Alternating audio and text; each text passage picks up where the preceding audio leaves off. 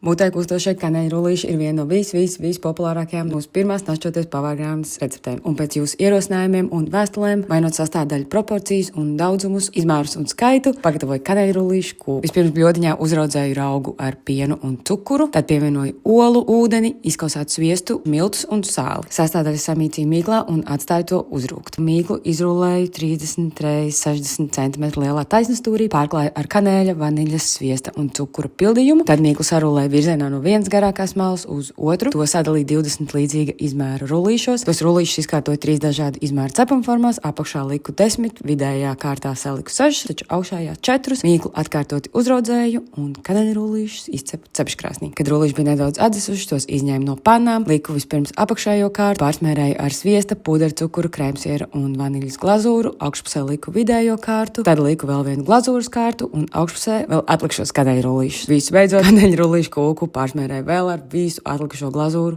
un tad sāku staigāt pa rajonu un visiem mūsu draugiem, kolēģiem un tuviniekiem dalīt kanēļrullīšus. Ticu, ka šī kūka īpaši patiks lielākiem kanēļrullīšu faniem. Tālūk, labu apetīti!